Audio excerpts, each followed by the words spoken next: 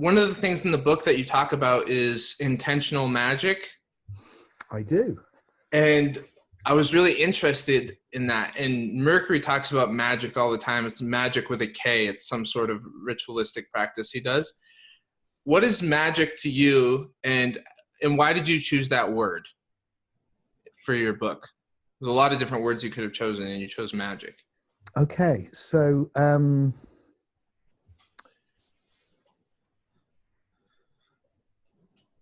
I chose the word magic because I've studied magic with or without a K, but with that capital M, magic, when I was much younger. When I was studying the esoteric tradition, the Western esoteric tradition, and particularly Western Kabbalah. So it's a word which is close to my heart. I also have no doubt that it works insofar as I think intentionality shapes the narrative of life, and that there is something interactive about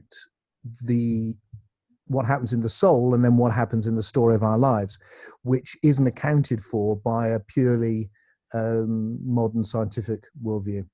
And so what I set out to do in Soul Story was to integrate the scientific narrative, which is incredible, with the insights of the esoteric tradition, because I find both of them are what I would call monological. They look at it from one perspective and miss the other.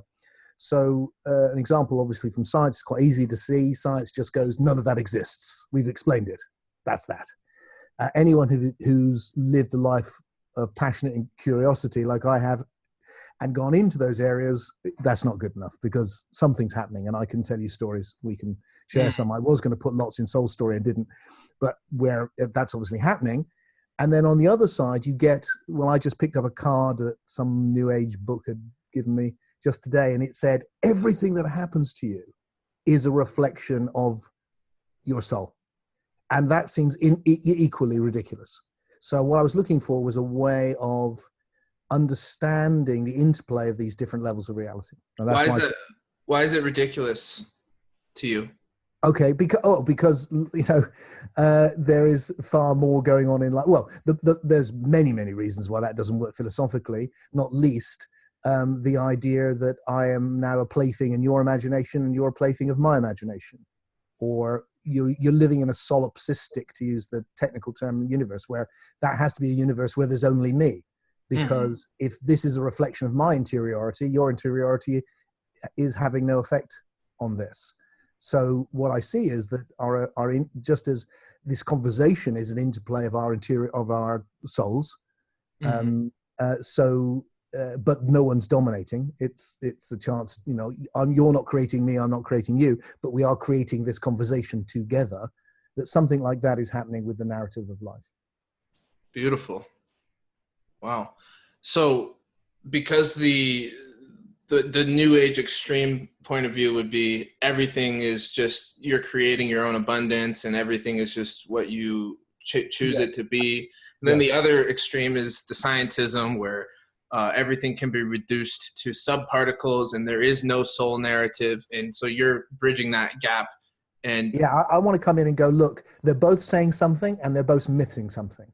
And it's because they're kind of taking this monological one perspective, whereas actually what we have is an emergent reality in which there are many levels, a whole spectrum of levels to existence. And that is completely obvious. Just looking outside my window, you can see the levels just in the physical world, let alone this other world we're inhabiting. So what's of interest is how these different levels, right down from quantum possibilities through physics, biology, chemistry, of course, all of that, up to soul, intentionality, how they're all interacting, and not one is not reality.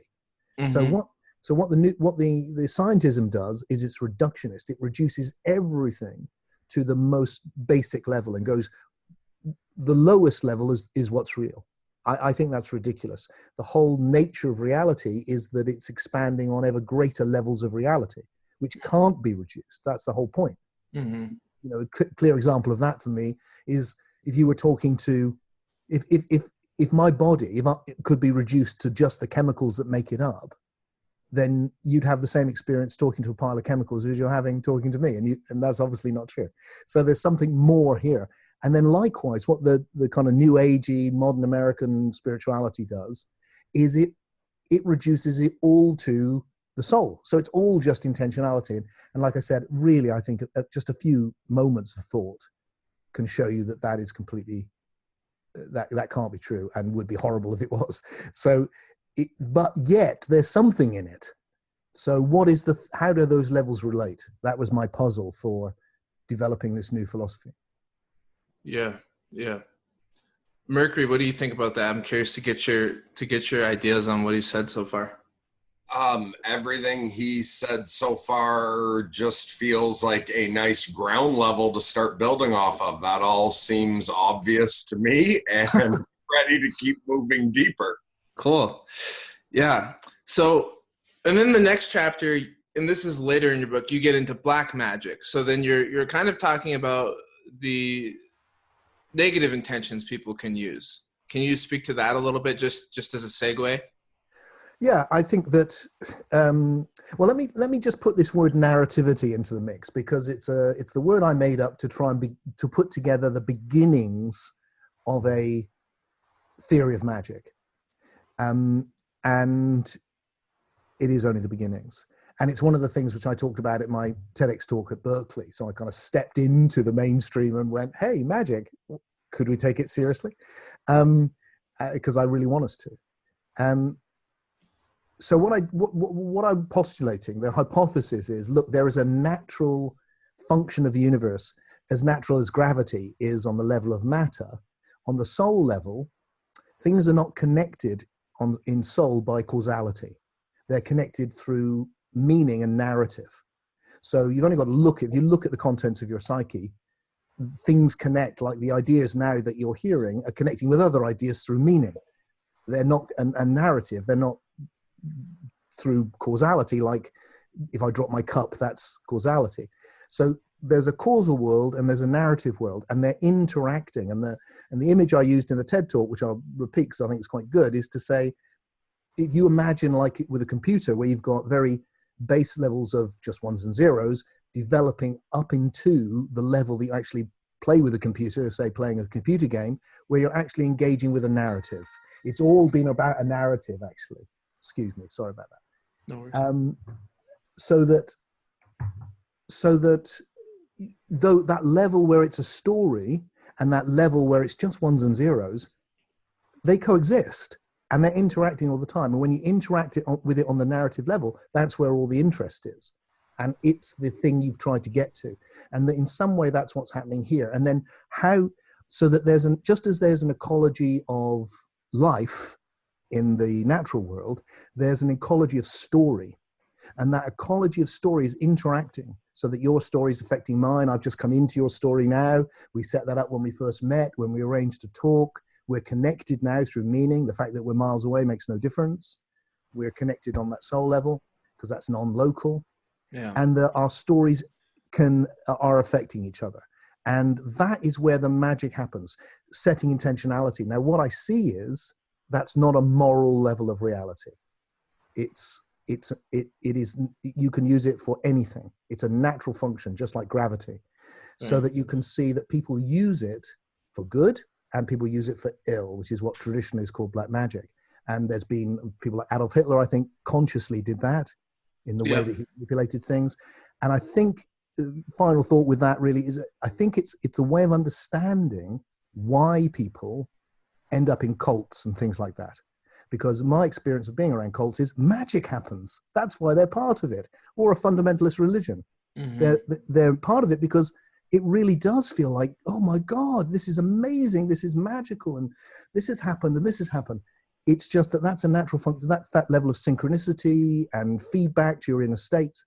That magic, it's a natural function of the universe. It doesn't mean that it's not an intervention by some great truth. That's another level again. Wow. And so there it shows also that magic and science really aren't that different, the way both can be used for good or evil. Very good point. Absolutely right. Because they're about understanding the way the universe works. And That's what they are. And the way a lot of people, you know, in the Harrison-Peterson debate are arguing over that if you're just going to be materialistic, where do you find the moral? And we can all see the importance of morality when it comes to the scientific level. Like, are we going to destroy the environment? Are we going to use this to oppress a certain class? How do you find morality fits into magic? So where does morality come from then? So we've already determined that both science and magic don't contain the morality, but morality, I feel personally, is very important when dealing with either. Where is the morality for it with you? Yeah. So what I'm attempting to articulate, Mercury, is with the philosophy is that, again, based on this idea of evolutionary emergence, is that there is an emergence.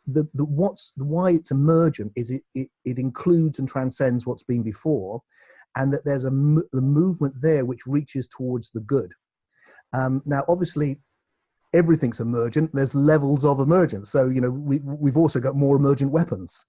That will carry on emerging too. But the highest level of emergence takes us to what we would call ethics or morality, which is where we're reaching out into the latest thing that is coming into existence, which is profound states of oneness, the love that comes with them, the recognition of commonality. And from that, we get a narrative, a story, which gives us the latest morality.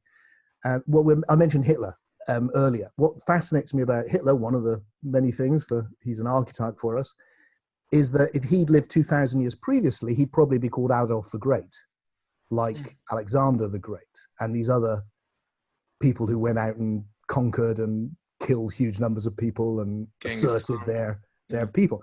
But because he came 2,000 years later, we look at him and we go, no, we've moved beyond that. We'd emerged beyond that, and that's no longer good. Now that's bad. So he's represents evil for us. So I think it's that which brings the morality, the thing which we can find, which is the most emergent, and then we need to apply that, just like you said, to what we do, the wisdom to act well, and when we work with these things which have great power, like science does, and like our intentions do. Did you say emergence is moving towards the good? Did you say that? I did say that, yes. How do you verify such a... How do I get away with that? Well done, Ryan. That's excellent. Good man. How do I get away with that? Well, I think that's what the good means. I'd say I'm going to attempt to justify it by going, rather than going, there's the good and we're moving towards it, I'm going to say that what's happening is that whatever is the most emergent becomes the good, because it's the most emergent, because it transcends and includes what's been before. Now, why that's a little bit complicated to answer in a very quick discussion is that, like I said, everything is emerging, so the lower levels continue to emerge. So weaponry has continued to emerge, and we now have nuclear weapons, and we'll have Star Wars and all the rest of it. But there's another level of emergence, higher level, which has come through for us, which is to do with awakening and oneness and the deeper levels of the soul, which transcends that. And that's so whatever's the most emergent at the time, I think becomes the good for us, which is why, incidentally, I think it's so disastrous, this modern trend of looking back at history and retrospectively blaming. I think it's a complete waste of time, which is going on a lot at the moment, because you can't do that. You know, just like I was trying to say about Alexander the Great, you can't take the critique we might apply to Adolf Hitler in the 20th century and apply it to Alexander the Great. It's just ridiculous, because it's emergent. So not there's a good and we're moving towards it, but the good is revealing itself as the process moves through. Yeah. Does that make some sense? It does make sense. And I'm also curious if we are moving beyond good and evil as constructs of values, in our evolutionary path, because it seems to me the further back in history you go, the more black and white things tend to be. This is right, this is wrong. Even looking at the history of Christianity, it gets less and less subtle and more black and white. And it seems now like values are such a, like, for example, Dr. Strachan, my mentor, always tells me, are the bark beetles bad? The bark beetles, they eat all the trees in Colorado. And but he always says, well, they're just having lunch. From their perspective, they're just having lunch. So how can you really assign a value to anything when from the perspective of what's happening, it's always going to be different from different angles? Okay, so I think that's right and wrong. Or I think there's a paralogical thing to be said about it. Sure. Any good or bad value will be within a narrative. So if your narrative is, I'm a bark beetle, eating trees is good. If your narrative is, I look after trees, bark beetles are bad. Exactly. So that's the relative thing. What we need to find, though, if we're going to try and understand this incredible mystery we're in, is what's the most emergent narrative we can have at this moment to understand wisely this thing we're in, and then that will give us the good for now. And again, my Unividualism is an attempt to try and articulate that, because we need to go beyond relativism. Relativism is a disaster. It will leave you completely lost with no values. So you think it's important to have an absolute value, like some sort of altruistic value structure? I'm not sure that we will ever completely articulate it. And I think it's an ongoing thing to do it, partly because I think it's emerging, it's evolving all the time. Yeah. Both the articulation and the thing being articulated is evolving. But I think we need to try, and I certainly don't think we can rest with relativism. I think relativism has been a very interesting phase to go through, but it leaves us nowhere. It actually turns into nihilism. I think this is one of Jordan Peterson's big. Yes. Relativism is not, we cannot wait there. We have to move on from there. And so the evolutionary emergent model, what I'm working on is, I think there's a way in here so that it's not that it's absolute and fixed. It's more that it is revealing itself, and that we can try and keep up with it. The other thing which I think is worth maybe dropping in to justify this use of the good, and this is an area which I'm still thinking on, is I think I don't go into this in Soul Story very much, but if I had to just share with you my wild intuitions off the cuff and go, my gut feeling would be, look, this is not the only universe or the first one. And that this universe is doing what universes do, which is hence this great mystery of the anthropomorphic effect, the beginning, the way that in which natural law has emerged very early on in the universe is absolutely perfect for us to survive and exist, and for there to be consciousness. And it's like, well, there's a hell of a coincidence. If it was changed ever so slightly, none of this would happen. Why? And that feeds into a creationist account. Oh, well, there must be some intelligence behind this. My own suspicion is what it shows is that this universe is repeating what universes do in a novel way, just like you are repeating what human beings do, and I am in a novel way. And in that way, there is what we have with biological life forms is a telos, is a good to which they move, which is to exist successfully. Is that, when you were growing up, there was an adult form that you were heading towards, and you could fail or succeed, but there was something that would be, no one could predict exactly what it would be, but there is what it is to be a human body, which it was emerging towards, and that's true of all forms of life. So you could look at the universe within that analogy and go, well, there is somewhere it's trying to get to, which is a fully realized universe, which I suspect is another name for God. And that therefore there is a good to which it is going. It's just not fixed. It's all part of an evolutionary process, but it is there. Yeah, absolutely. So what I bump up against, though, in the ultimate is it too anthropocentric? It doesn't matter. Does it really matter if it's too, because it's functional. We view lives as what's important to us as humans, and that's what's functional. And so we create value structures that we say are universal, but really they apply to us. And we don't really know for sure if they're universal, but we act as if they're universal. And that's the glasses that we wear in order to function. And I'm all on board for putting them on. In the ultimate analysis, I'm just not sure if I can justify them as and I don't know. I act like Peterson says, I act as if I have values. I act as if there's a good and a bad and a right and a wrong. And I believe these things. But like, if I really take it away from just this human-centric perspective where humans are the latest and greatest thing, therefore, what we believe must be universal. But I think maybe the assumption that can come. So I'm not saying you're making this, but you might be that sometimes comes up with that. Yeah. Is the idea that we're discovering these things, like they exist. Maybe it comes from a theistic point of view. God has these values and we discover them, rather than these values themselves are emergent. Which is why, if you look at if you went back in time, it would be shocking. I think, from my study of history, which is a big part of my life, just like going to other cultures. I mean, it can be really shocking when you see that what we accept as normal is not normal. It's a very particular time and place, so that the values are emerging. And what you said about Christianity and those changes is that was the values emerging. You see, one of the things I love about the Christian Gnostic tradition is that suddenly you get the emergence of the idea of love in the center rather than justice. And that's a huge step, a gigantic step. And so it's like, something new has arrived. It still hasn't taken off. It's still pretty small, really, but bigger than it was 2,000 years ago. Much, much, much bigger than it was. So we're looking for the most emergent values we can find. We're looking for the greatest wisdom we can find. We're looking for the deepest understanding we can find.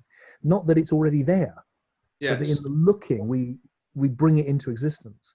And the fact that we're human beings, well, of course, we can only do it because we're human beings. Will it also be true for little green men in Alpha Centauri? Right. I don't know. You'd have to go and talk to them, but we don't know them yet. So we have to do it ourselves. What about all those conspiracy theorists that say there's ancient civilizations that were super advanced and they've been lost? That would just poke a hole in your whole evolutionary theory, wouldn't it? Because if there was, and I don't know if I believe this or not, I'm just saying, if there was an advanced technological civilization 3,000 years ago that got destroyed and we can't see any of the remnants, then that would then render the evolutionary ideas that things are emerging newly, that would make it harder to synthesize what you're saying. No, I don't think it would, and I think that's key, and it's something which is, and I think it's something which is important. I personally I'm not convinced that there were these, but I mean, I know Graham Hancock, and I respect. Yes, exactly. I do. He's a smart man, and he's saying things for a reason. I'm not convinced personally, but I haven't looked into it as deeply as him. More interesting to me, is that it doesn't make any difference to what I'm saying. People often think that if you take an evolutionary view, somehow it means that there's always progress. There's really not. In the evolution of life, there were 5 complete extinctions. We know that. Things are not linear. And our culture could implode and the earth could be devastated for millennia. But what will have happened is that everything that has happened will have happened, and that will affect what happens next. So after each extinction, it didn't start in the same place. It started in a new place. Wow. Because everything that had happened before had occurred. So if a whole human culture, advanced culture, has already existed and left no trace for some reason, then the part of the evolutionary thread that we're part of will have been built on that, even though that had collapsed, because that past would still be present. It's still there in the collective, and we will have come from that. And so it's not. I'm certainly not putting forward some crass progress idea that it's just onwards and upwards forever. That's actually really helpful, because I wasn't, that distinction for me hadn't been made yet in getting to know your work.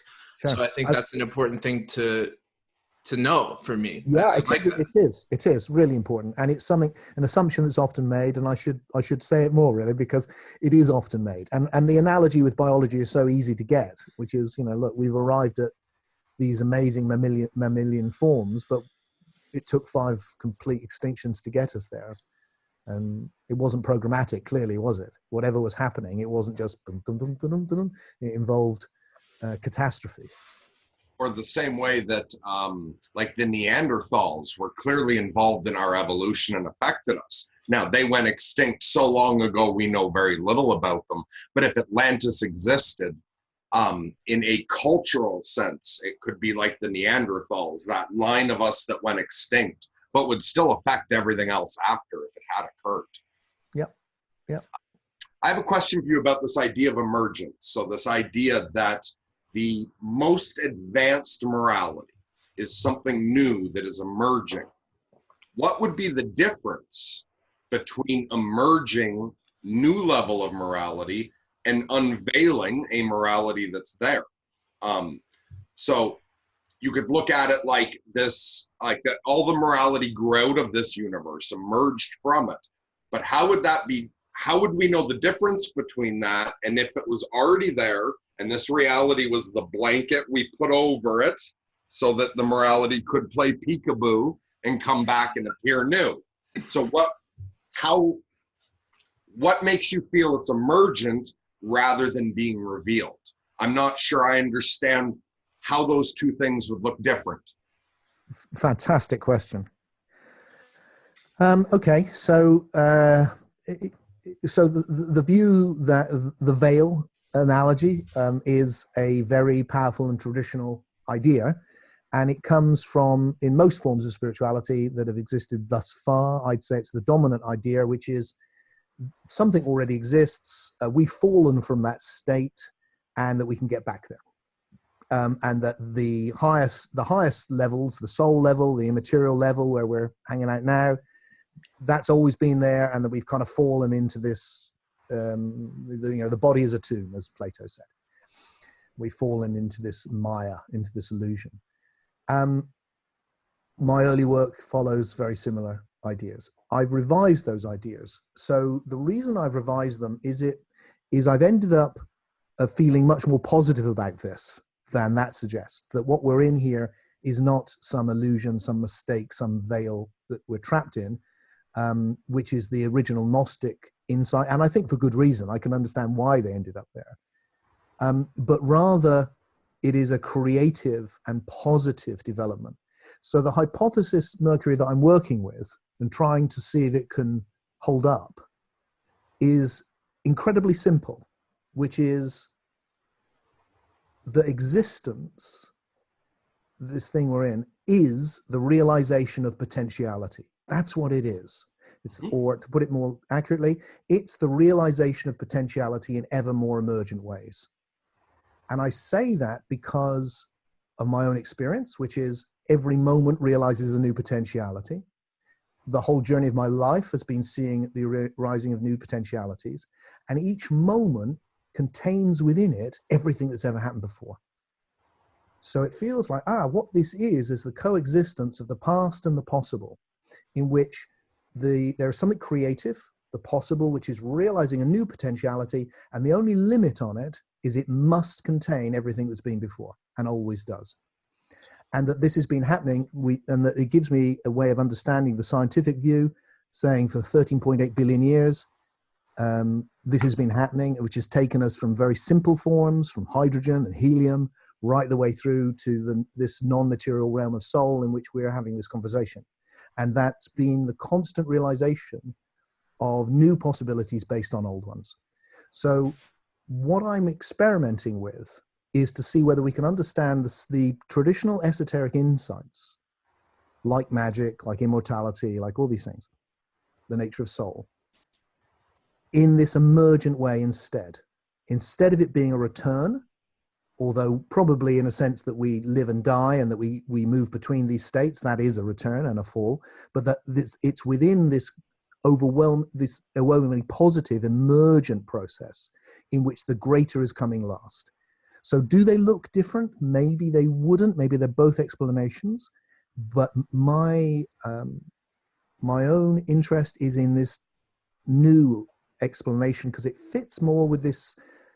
For me, when I go to the deepest place, this feels significant.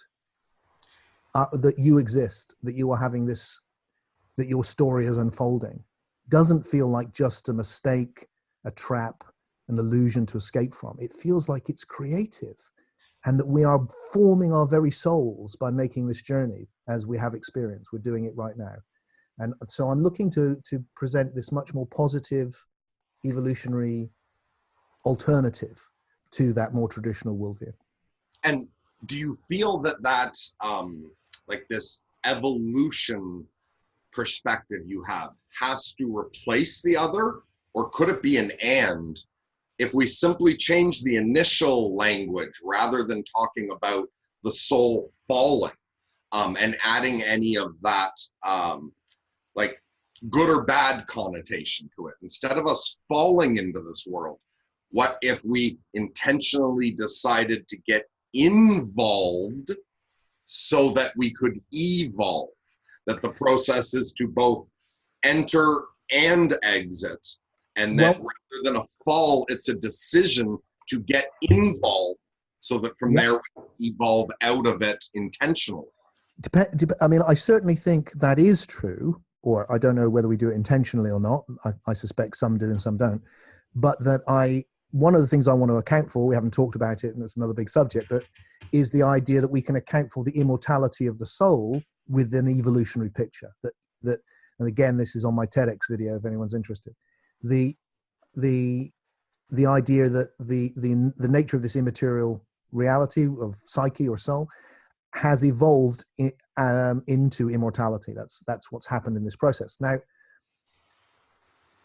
because of that, I also think we're moving between a relationship with a biological body, which is metempsychosis or reincarnation, and I think we need to take that seriously as well.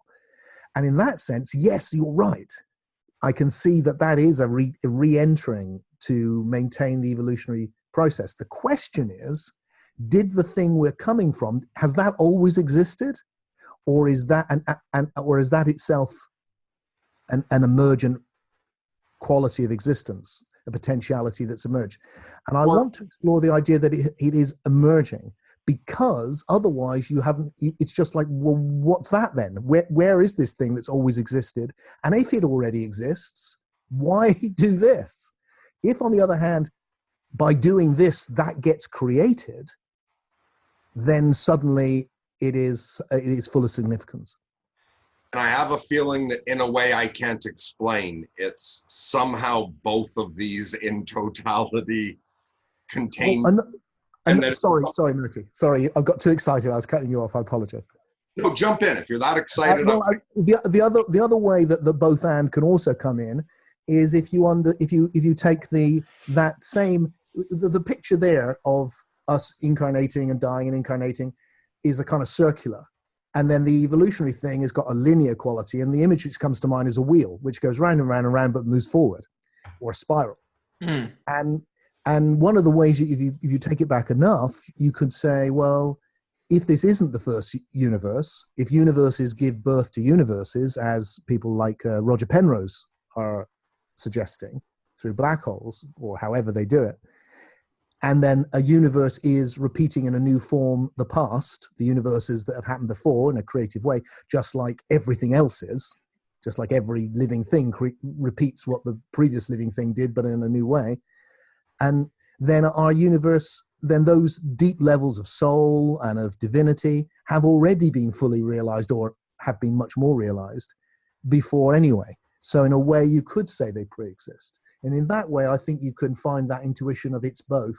We can make sense of it and keep this fundamental thing, which I'm really wanting to try and do, of this simple look that's existent. There is something unmanifest, non-dual, potentiality, the essence of everything, and yet nothing. And it is realizing itself in ever more emergent ways in form. Something timeless is emerging as time and realizing itself. And that seems such a powerful and elegant idea. That's the one I'm trying to find a way to articulate and make sense of the other things within. Now, you brought up the idea of the immortality of the soul there. Do you find that when you take that seriously, our existence beyond that life, that adds a significant component to the morality issue? Because perhaps if we are an eternal soul, then perhaps many of the things that we would even the three of us would agree are evil here, if that somehow drives the evolution of the soul in the right direction, in the grander scheme, you would say that evil is good because it's one of the pressures combined with the good that drives the evolution. And if you're only looking at the outcomes here in this physical world, I find you will develop a very different idea of good or bad than if you're expecting to continue beyond the grave. Well, one place I certainly agree with you, Mercury, is that if you really not only take the idea seriously, but if you have that profound intuition of the immortality of the soul, that this non-material thing we're experiencing doesn't end when this material thing does, then it changes everything. I mean, it has just a massive influence on how you see everything, including morality. But I'd like to pick up on what you were saying, because I think what you were moving towards is something which, well, I don't want to put words in your mouth, so let me say how it is for me, and then you see if it's similar. One of the things which motivates me when I've got my philosophical hat on is in what I call the deep awake state, in these deep states of awakening, which I've been exploring since I was very young. What arises for me, if I had to name it, which is really hard to do, as you know, I'd say that that this is good already. It's good, and yet it's not. So there's horrors. So how can it be good? And a feeling that even the worst of horrors can somehow be redeemed, and in that way there's something there's something good about existence. And yet, obviously, with all the ghastly things that are happening right now, you could to say it's all perfect is really quite naive and superficial. So my feeling is, again, why I'm attracted towards this emergent philosophy is that it's the fact of the emergence of something else from it which redeems the bad. So that when we look back on your own life and you see the horrible things that have happened, if from that you have grown, your soul has grown, you've developed wisdom, more compassion, somehow, although it doesn't take away the horror, it redeems it. It puts it in a new context. And that we can do that with everything. So that the immortality of the soul is redemptive, and the whole process of evolution, that it always continues, is inherently redemptive, because it moves us beyond the temporary good and bad to something greater. And in that way, there's something sublimely, beautifully positive that attracts me immensely. Yeah, and for me, everything you just said there, yeah, feel free to put all those words in my mouth. I agree. Wonderful. For me, I at one point was hit by a bus while crossing the street. And I had a form of near-death experience, not where my heart ever actually stopped or anything, but there was a moment when the bus was about to hit me, and for me, time froze. It was strange. At first, I didn't know what was going on. I tried to jump forward and couldn't move. And I tried to jump backwards and couldn't move, and thought, why am I paralyzed? But then I realized all the raindrops were frozen and the bus wasn't getting any closer. And I had a sort of out-of-body experience it began with a bit of a life review and some worry, but then just entering this void full of love and this experience that absolutely everything is good. Any worry I could bring to mind about my mother or any other loved one or anything I was involved in, someone who needed me, it was, don't worry. Those problems are perfect. It's all good. So I've had that experience that just underneath everything, it is good. And then in my own life, because after that, I went completely fucking crazy, extended psychosis, ended up in a mental institution a few times against my will, had years of suicidal depression. And all the way through that, especially the suicidal depression, just, oh God, I wish I'd never existed. I never want to exist. I want to die, just hell. And yet, coming out of it, once I learned the lessons from it, I don't regret any of it. In fact, I treasure it. Like, so for myself personally, even the worst things that happened to me, I've grown to treasure. And perhaps that is as within, so without, that for the greater story as well, as horrific as Hiroshima and the Nazi Party and child slavery and all of this is, that somehow at the end of it, not just one consciousness, but every single consciousness agrees that it was all for the best and has taken us somewhere so good that retrospectively it was all good. I think that's so profound. I can't tell you, Mercury. And you know, I think just for anyone who may be listening to this, I don't to say that you can look back and go, you know, that's true alchemy. That's taking lead and turning it into gold. It's taking a wound and turning it into wisdom. That's what it is. And that's not the same thing as, you know, I think about the things in my life which are not as dramatic as yours, but have been like that for me. Then it's not that I'm looking back and going, oh, it was a good thing they happened. It would still be better if they didn't happen. But now they've led to this. And in that, they're redeemed. So one of the big ideas, maybe a bit late in this conversation to throw this in, but hey, with this idea of, look, this is the emergent of potentiality on ever more emergent levels, is, well, what's the most emergent thing? Well, I don't know what the most is, but certainly one of the most emergent things surely is the universe conscious of itself. So one of the hypotheses that I'm playing with is that instead of putting the idea of God, the oneness, the being of love, at the beginning, where it doesn't make any sense, because he's not very wise. He had five complete collapses of the ecology, for instance, extinctions. And the world is all very weird and strange. But if you take that and put it at the end, that's where it's going to. It's going to this arising of conscious oneness, which is love, huge, limitless agape love. Then what may be an explanation of what happened to you, Mercury, is that in that situation, that near-death experience, you went, as many people do, into that most emergent level, which redeems everything, because it's a depth of love and realization, which is like, oh, that's where it was all going, right? And it's not like it's arrived; it's still arising. We play, and in some way, you having that experience, us having this conversation, is helping, is part of that process, whereby that most beautiful emergent thing, which we experience as God is one of the traditional words, is arising. Wow. I have I don't mean to derail this, but I have a really interesting question for you that I think will kind of tie in. So you kind of walk New Agers back from anti-science, and it seemed in a very positive way, because for the people that are like, no, this is the way it is, and it's all spiritual, and there's, you know, science is just confused. You don't hold that at all. You provide a bridge in which those things can paralogically coexist. Do you have any success walking pure rationalists back into a center?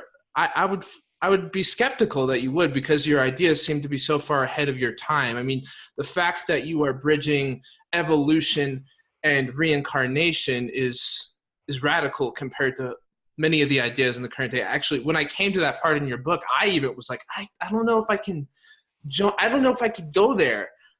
From a scientific point of view, I don't know if I could embrace the idea that reincarnation evolved, but I was open to it, but it was hard for me to swallow that. And I also don't even know much about if I believe in reincarnation, because I just don't have any strong intuitions about it. What I do have a strong intuition about is that there is a soul that is sort of eternal, but I have no idea what that means. I don't know if that means that we come back or if we go on and float around. I have no idea. So maybe you're both just further along on that path than I am. So that was a lot. So pick and choose whatever you want to take.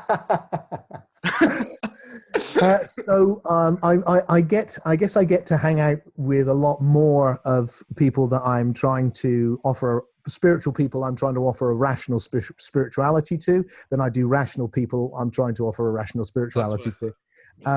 But I do have some success with both. I think the honest truth is it all depends on the experience of the person. If someone has got no place to meet you, then It's really hard. I didn't mention the reincarnation at my recent TEDx talk in Berkeley, but I did mention immortality, and the video's just gone out, and it's been really interesting seeing the responses. I'd say it's split down the middle between people who've come back and gone, wow, yeah, you really articulated a really good way to understand immortality or the beginnings of it. Thank you for that. It really helped me because I have that deep intuition. And the other half going, oh, you lost me there, because it's like, well, what's the proof? And now what's interesting for me is that in Soul Story, as you know, I'm not trying to prove anything. That's not my job. I'm not there going, well, let's look at the evidence.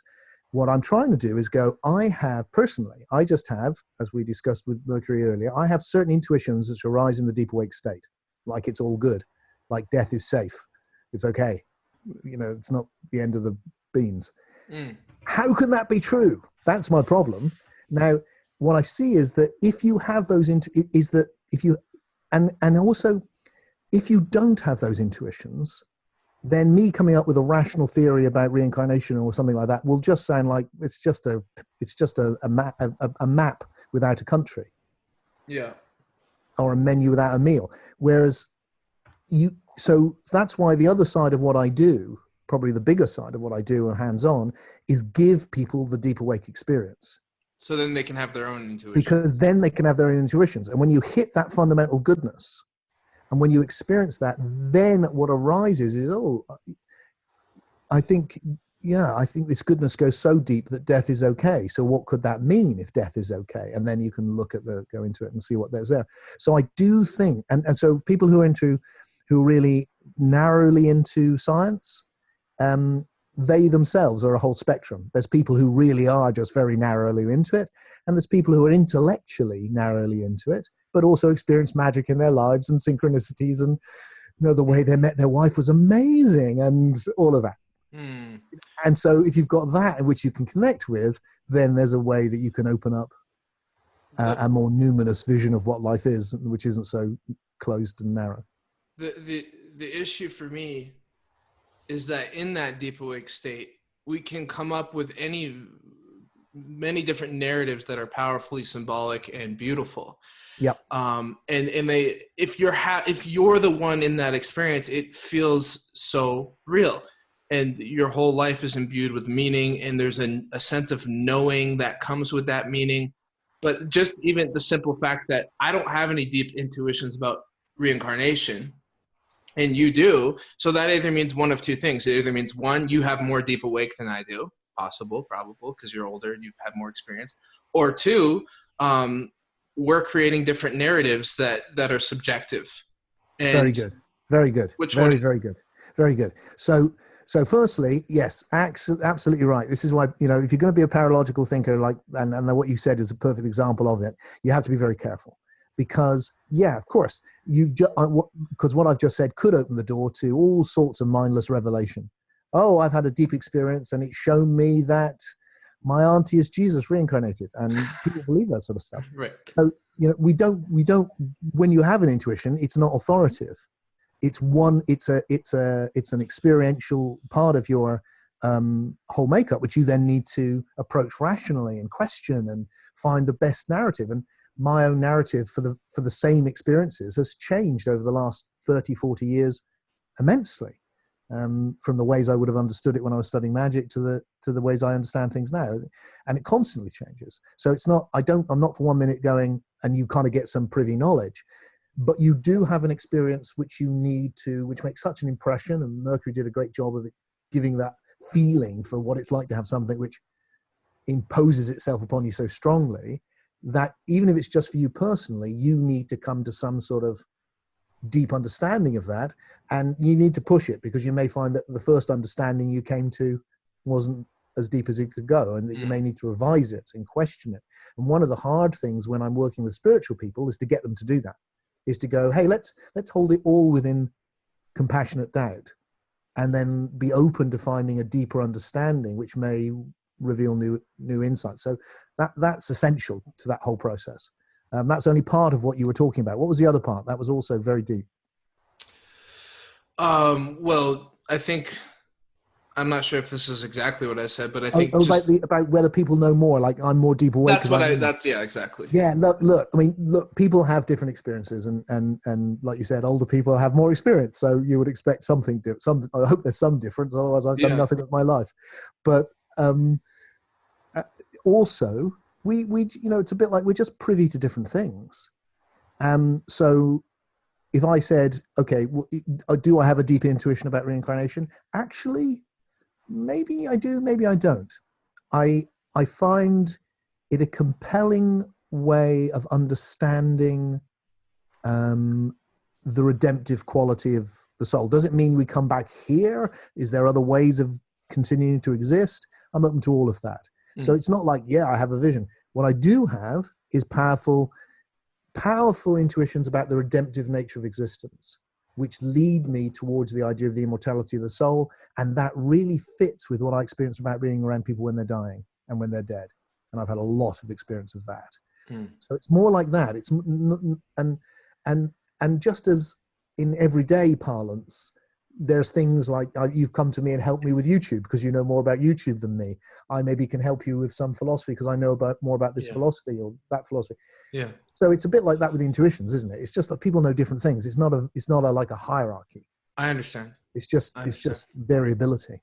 Wow. And with the image I got there, because you were talking about like comparing knowledge from different depths, and I agree with him, with Tim, that you want to take away sort of the superiority to the different levels.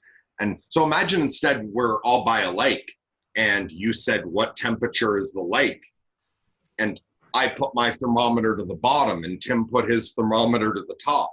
We're both going to get a different answer as to what temperature the lake is, because we're both at a different depth. But that doesn't make one more right or wrong than the other. And also then you begin to realize the limitation of the question. Well, what did you mean by temperature of the lake? The top 2 inches are this temperature. The depth is this temperature.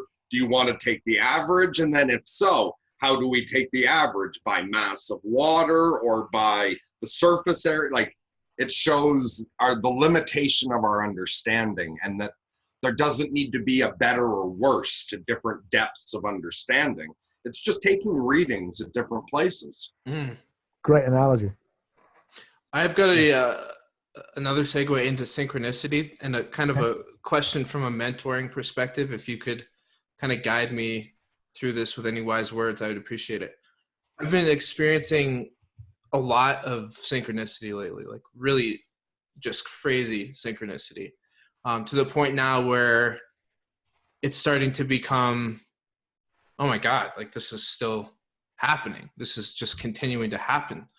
And I notice that I tend to get a little grandiose about it. Sometimes I'm like, oh my God, like this is just going to be there forever. And I can just live in this synchronicity. And I know like I need to ground. I need to check that a little bit, because I don't want to float away into this delusion that everything's going to be synchronicity. But then I have these experiences that are so powerful that I feel like I could literally just trust the next right thing to happen, and it would just happen.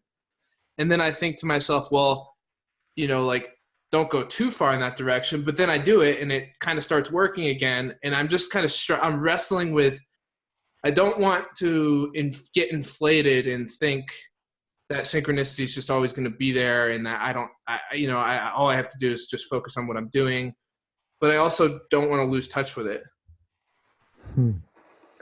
So it sounds like you're talking about 2 different things at once there. One is synchronicity and one is flow. Yes. And they sound like they're both happening. Yeah, they're both happening a lot. And I think they're different, but they're happening in correspondence with one another. Like I think that they're directly related. Yeah. Well, it's so funny that we've ended up, which I don't very often do, talking about my experiences studying magic with a K sometimes. Because that, for me, was a time in my life, in my late teens, early 20s, I think, where I just lived. I mean, it became so dreamlike. It was all day, every day for extremely long periods. And the synchronicity was outrageous. So I kind of know what you're talking about. And it's a lovely thing. My feeling is that, my language for that now would be, look, that's the narrativity of existence. so that it is having, you're entering a phase or in a phase in which this is very prevalent. How wonderful.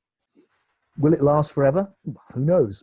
Probably not. Nothing much does last forever, but it will be very significant, and that you're in it now is obviously very significant. My biggest thing is that if you've got that sense of, I don't want to be inflated, you're protected already. You don't need to worry, because that you are feeling that, that's enough. So you can actually let go into the experience and see where it leads you. I think it doesn't sound like you're doing this, but I know for myself, and I see a lot of people sometimes thinking that synchronicity is a message or it's trying to tell you something. Sometimes it is, like a dream, and then sometimes it's just funny shit. And doesn't mean anything. It's just part of the way, it's just the nature of life, just, side effects of the narrativity, just messing with you. Wow. And I think, so I think it's a mistake to try and find deep significance in everything, but bit like dreams, when there is deep significance, you generally know, oh, that's significant, I should pay attention to that. So that following the flow doesn't become an abdication of your ability to choose. It becomes a fruition of it, that you are choosing it, which also means that you're not following the flow like a dead fish, like they say, that you're active, you're engaged with it, so that you're not just thinking that somehow all you've got to do is just ride the horse, because the horse will end up anywhere. You are always there to be conscious and to choose. And the synchronicity is a sign just of these deeper states that you're exploring, and that this deeper aspect of life is revealing itself. Yeah. Thank you for that. That's beautiful. Wow. How did you pick up that I was talking about flow? That was interesting that you picked that up, because I didn't say that. Just the way you described the experience, I think, Ryan, that it was something that I could just trust it and go with it.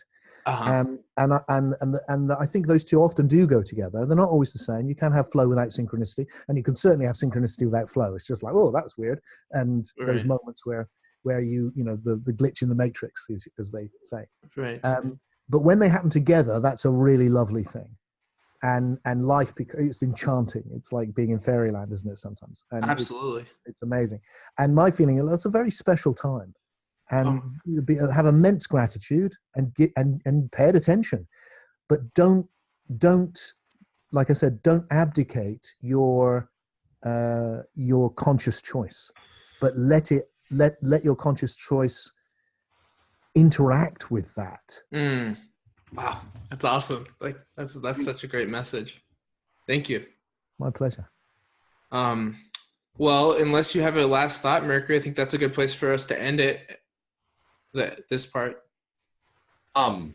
What I did have, maybe it's too long a question, but I was going to ask you, is there anything in particular, the thrill of a new idea?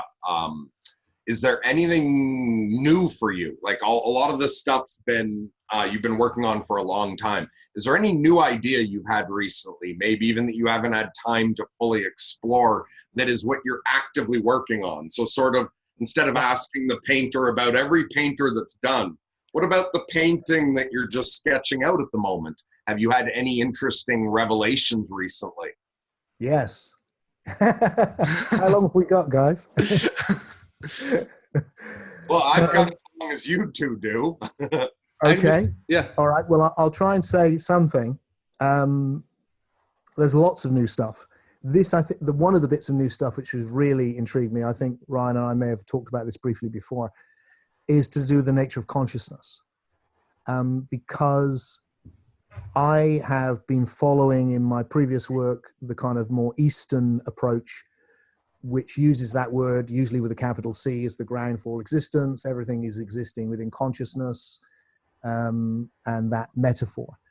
Increasingly, it hasn't worked for me, because it seems so obvious that consciousness, as I normally experience it, is an emergent property of the universe. And there's also the fact that I am both conscious and unconscious. Like right now, I'm aware that I'm conscious of you looking at the screen, but I'm not conscious of what's behind me, apart from now when I'm thinking about it, and now I'm conscious of it. So that there's a relationship, the soul is both unconscious and conscious. So I've ended up looking at at it differently, or differently for me. It's not brand new. I mean, it's very similar to lots of ideas. I've just come across Alfred North Whitehead saying exactly this. Consciousness is the peak of something.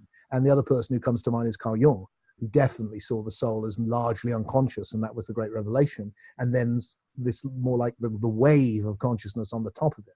So rather than being consciousness being the foundation, it feels like, oh, this is an emergent quality. So how can you understand that? And in a very shorthand, the idea which I'm exploring is, because a lot of what I do is focus on my own experience and try and really see the thing I'm trying to explain first, is to go, well, what do I experience consciousness as? And what's obvious to me right now is I experience it as paying attention. I'm conscious of what I pay attention to. And so that I'm working on the hypothesis, okay, well, is consciousness paying attention? And what is that?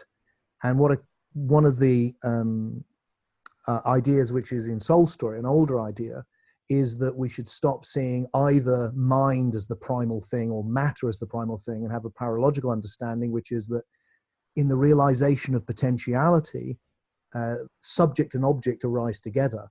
So as soon as there are objects, elementary particles even, that they have a subjective relationship with the whole, that everything which is a integrated whole, an entity of any sort, has a subjective relationship with the rest of reality. And that what's happening in the emergent evolutionary process is that the object and the subject are evolving completely in tandem, so that just as chemicals have evolved into life, have evolved into soul, imagination, in the same way, subjectively, electrochemical discrimination of the world has evolved into sensual discrimination of the world, has evolved into conceptual discrimination of the world. And that at some point in there, consciousness arises. And I think the key is looking at the nature of biology, which is that with the evolution of biological forms, for the first time ever, there's an agenda which never existed before, because biological forms are temporary.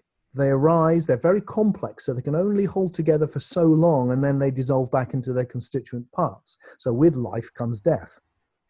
So that means that for a biological entity, unlike a chemical entity, the agenda is, I need to eat, I need to survive, I need to reproduce.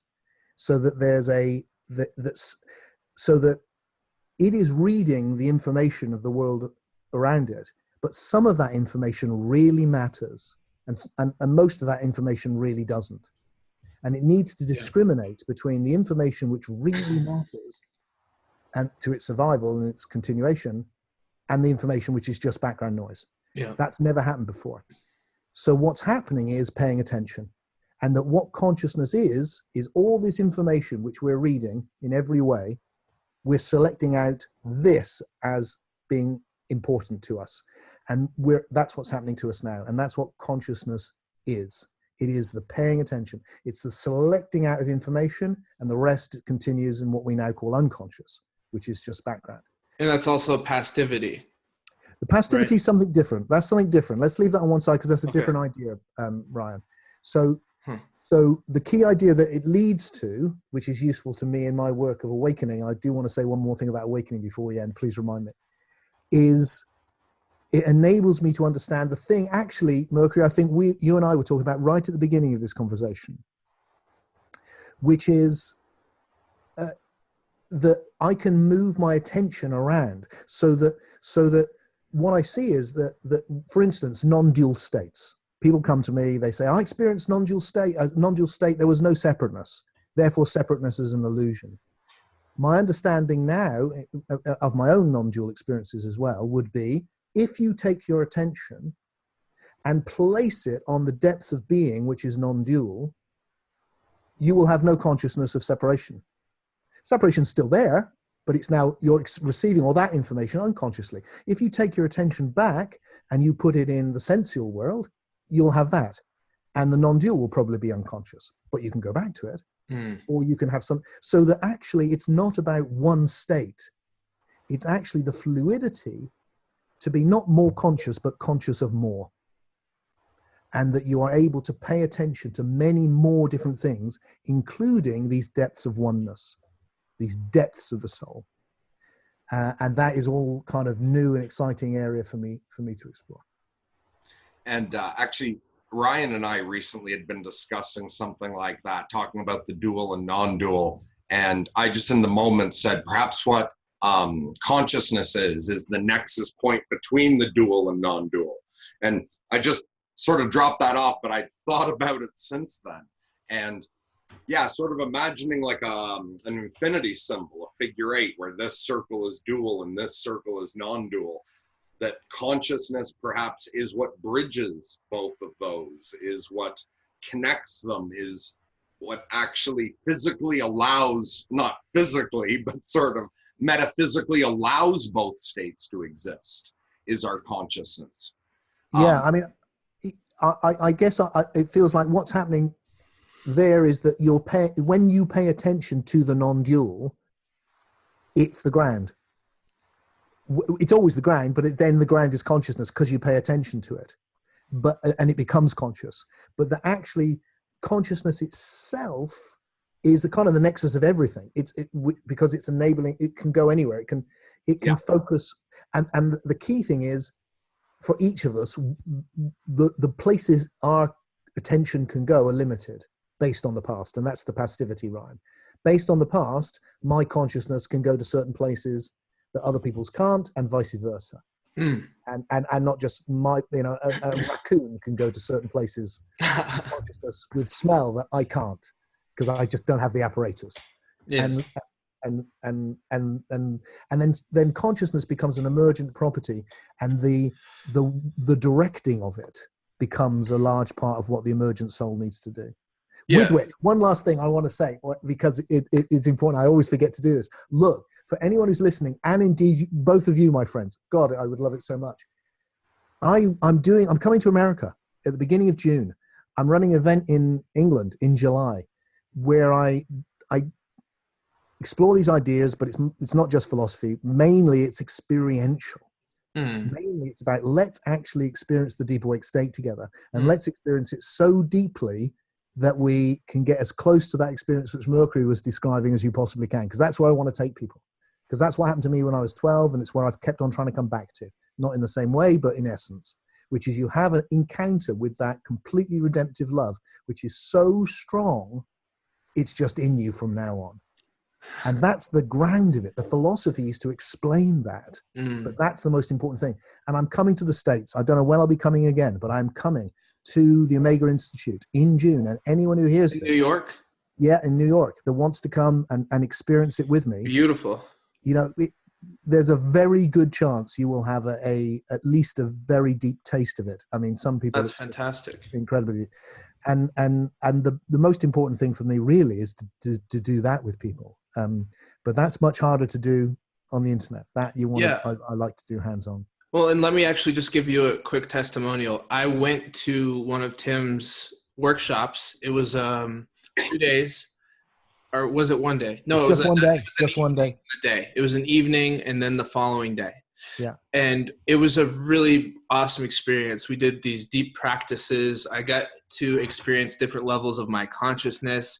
It was very imaginative, explorative. It was really self-discovery oriented for me.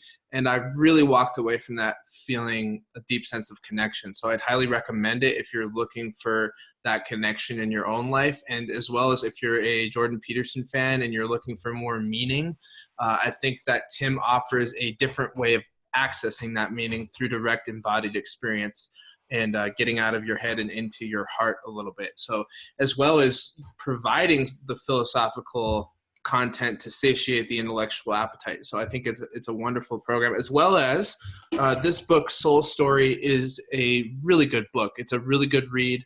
It takes you on a journey, and I've for one have really enjoyed reading that. So those are a couple plugs there for you, Tim. Thank you. I was going to say about your event, I watched just a couple things last night to catch up a bit on you. I really should have done more.